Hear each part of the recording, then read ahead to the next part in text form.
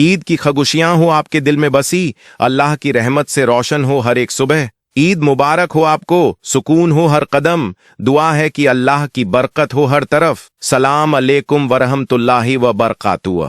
मेरे प्यारे मुसलमान भाइयों और बहनों, खुशामदीद। ये वीडियो खास आपके लिए है क्योंकि हम आपको एक बड़ी खुशखबरी देने जा रहे हैं। अल्हम्दुलिल्लाह, इस वीडियो में हम आपको ईद 2025 के चांद से जुड़ी ताज़ा खबर देने वाले हैं जो आपके दिल को खुशी से झूमने पर मजबूर कर देगी। अगर आप भी इस खुशखबरी का हिस्सा बनना चाहते हैं और इसे अपने भाइयों और बहनों के साथ शेयर करना चाहते हैं तो इस वीडियो को आखिर तक जरूर देखें। इंशा अल्लाह ये वीडियो आपके लिए फायदेमंद होगा और आप इसे पूरा देखेंगे। अल्लाह की कसम, जो जानकारी आप इस वीडियो में सुनेंगे वह आपके दिल को सुकून देगी और ईद की तैयारियों में खुशी भर देगी। तो जल्दी से इस वीडियो को देखना शुरू करें और हमें अपनी दुआओं से नवाजें। अल्लाह हमें ईद की खुशियां नसीब करे, आमीन। साथ ही भारत में ईद 2025 का चांद कब दिखाई देगा और ईद कब मनाई जाएगी यह जानकर आप खुश हो जाएंगे। इसके साथ ही आपको ईद का खास पैगाम भी मिलेगा। इंशा अल्लाह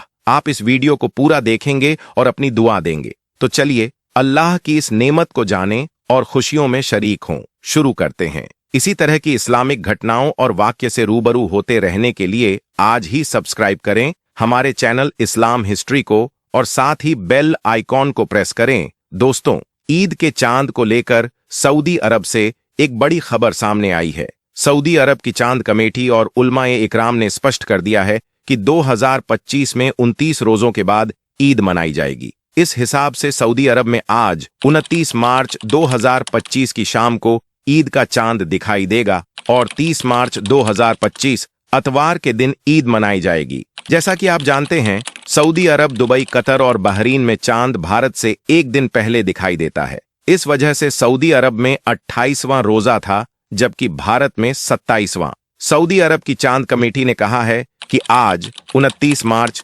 2025 को 28वां रोजा है और शाम को 6:25 पर इंशा अल्लाह ईद का चांद दिखाई देने की पूरी उम्मीद है। फिर 30 मार्च 2025 को सऊदी अरब में ईद की नमाज पढ़ी जाएगी। इसके साथ भारत के मशहूर मौलाना समीरुद्दीन कासमी, जो माहिर ए फल्कियात हैं, ने यह स्पष्ट किया है कि भारत, पाकिस्तान और बांग्लादेश में 29 रोजे होंगे, यानी हमारे यहाँ ईद का त्योहार 29 रोजों के बाद मनाया जाएगा। इस हिसाब से भारत, पाकिस्तान, बांग्लादेश और नेपाल में 30 मार्च 2025 को चांद दिखाई देगा, यानी 30 मार्च को चांदनी रात होगी और 31 मार्च 2025 पीर के दिन ईद की नमाज पढ़ी जाएगी।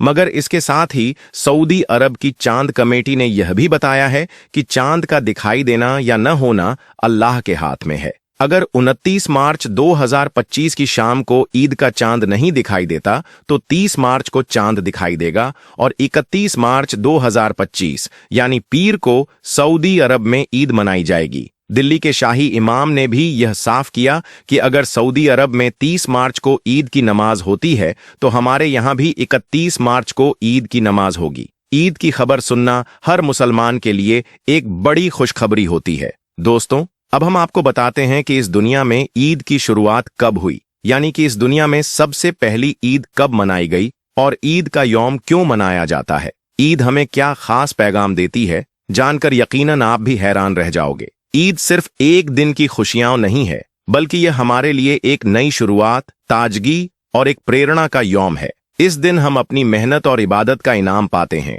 साथ ही दूसरों की मदद और रहम की अहमियत भी समझते हैं। यह दिन हमें अल्लाह ताला की रहमत और बख्शिश का एहसास कराता है और हमें यह सिखाता है कि हमें एक दूसरे से सच्ची मोहब्बत और भाईचारे के साथ पेश आना चाहिए। इस दिन हम अपने गुनाहों से तौबा करते हैं और अल्लाह ताला से अपनी नेकियों की तौफीक मांगते हैं। इस मौके पर हम आपको ईद के इतिहास और उसकी अहमियत के बारे में विस्तार से बताएंगे ताकि आप समझ सकें कि ईद क्यों हमारे दिलों में इतनी खास जगह रखती है। इसलिए आप इस वीडियो को बगैर स्किप किए पूरे ध्यान और इखलास के साथ आखिर तक देखिए। दोस्तों, याद रखें, इस दुनिया में सबसे पहली ईद उस दिन मनाई गई थी जब हजरत आदम अलैहिस्सलाम की तौबा कबूल हुई थी। उस दिन दुनिया में पहली बार ईद मनाई गई थी। दूसरी बार ईद उस वक्त मनाई गई थी जब हाबिल और काबिल की जंग का खात्मा हुआ था। इसके अलावा हजरत इब्राहीम अलैहिस्सलाम की कौम ने उस दिन भी ईद मनाई थी जब हजरत इब्राहीम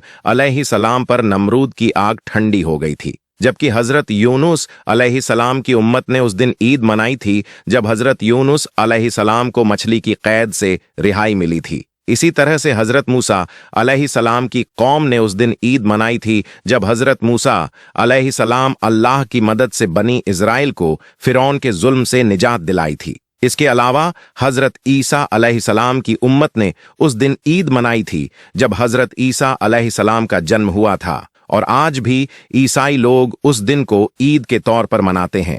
लेकिन हम आपको यह भी बता दें कि आज के वक्त में पूरी दुनिया के मुसलमान रमजान के महीने के गुजरने के बाद एक शाव्वाल के दिन ईद मनाते हैं, यानी कि रमजान अल मुबारक के गुजरने के बाद ईद का त्योहार मनाया जाता है। तो दोस्तों, आज हम और आप जिस ईद को मना रहे हैं वह ईद वही है जिसे अल्लाह के प्यारे नबी हजरत मोहम्मद सल्लल्लाहु ताला अलैहि वसल्लम ने सन 2 हिजरी 624 ईस्वी में जंग ए बदर की फतेह के बाद मनाया था।